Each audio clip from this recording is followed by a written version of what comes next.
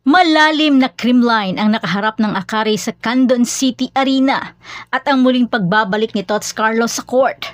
Ang dating MVP na si Tots Carlos ay nagkaroon ng onting pasilip sa kanyang pagbabalik mula sa 6 na buwang pahinga dahil sa kanyang injury. Ngunit ang Creamline Cool Smashers ay nakakuha ng isang dominanting panalo laban sa Akari Chargers sa score na 26-24, 25-21 at 25-18 sa Premier Volleyball League All-Filipino Conference na ginanap sa Quezon City Arena. Nag-ambag si Carlos ng 1 puntos lamang sa pamamagitan ng isang long ball sa kalagitnaan ng unang set at natapos na may 4 na puntos. Ngunit hindi pa rin maipagkakaila ang lalim ng creamline dahil ang kanilang mga bangko ay tumulong din upang makasabay ang Cool Smasher sa Signal HD Spikers at PLDT high-speed hitters na may 2 panalo at wala pang talong record at sila na ngayon ang nangunguna sa team standing.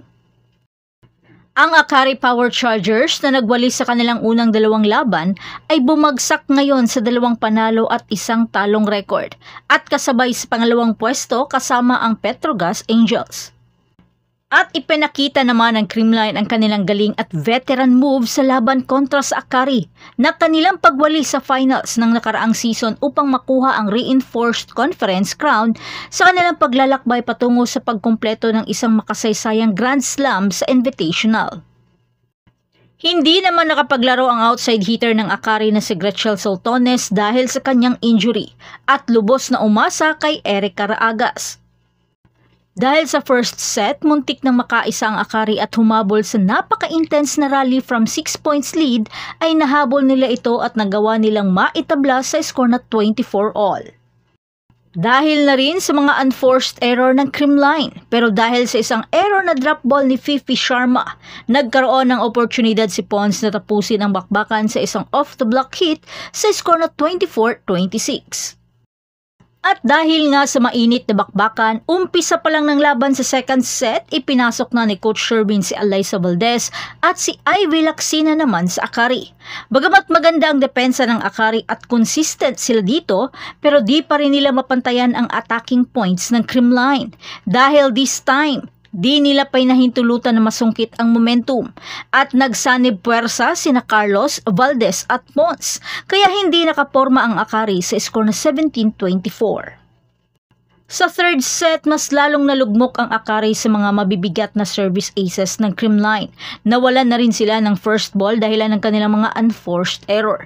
Di rin makaobra ang Akari sa tindi ng floor defense ng Creamline sa likod, kaya isang monster block kay Nesperos ang nagtapos sa bakbakan sa score na 16-25. Pinangunahan ni Gemma Galanza ang Creamline na may 13 points na sinamahan ng 4 na excellent digs at 5 reception. Ngunit ang gabi ay para kay Bea De Leon dahilan ng kanyang pagiging player of the game na may 12 points, kabilang ang 10 attacks at naglaro ng isang mahalagang papel sa ikatlong set upang makuha ang panalo lalo na ang kanyang mga mabibigat na service aces. Nagdagdag naman si Bernadette Pons ng 10 points habang nag-ambag si Michelle Gumabaw ng 4 sa 2 set na paglalaro at 6 pang Cool Smashers ang nakapuntos na nagpapakita ng lalim ng kupunan. Natapos ni Panaga na may 4 na puntos habang nag-ambag si Soriano at Vargas ng 3 puntos bawat isa. Sayang lang yung naumpisahang energy ng Akari na palaban at hindi basta-basta bumitaw, kaya muntikan nilang nakuha ang first set. Gayunpaman, isa pa ring matapang at magandang experience ang makapaglaro sa ibang lugar. Gayunpaman, nagkaroon ng hirap sina Ellie Suyud, Ivy Lacsina at Nespero sa kanilang mga opensa at nagtapos na may pinagsamang 18 points. At sa ngayon, nananatiling unbeatable ang Creamline sa PVL All-Filipino Conference 2024.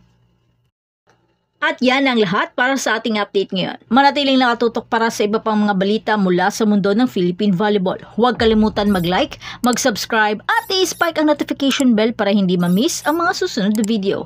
Hanggang sa muli, patuloy na mag-spike at mag-dig sa ating channel.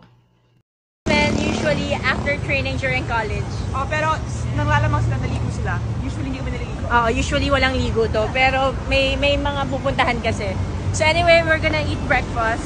Tapos sasabihin nila sa akin, wag na ako maligo bago mag-class. Today we are trying, what's this? Kuchenta!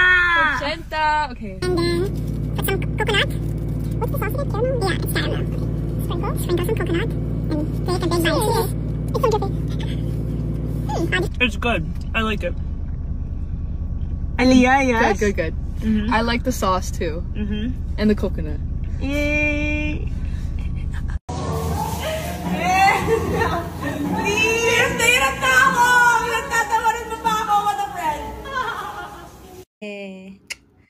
Siyempre, more harot. Yes, tama yan. More harot, more fun. Ganon.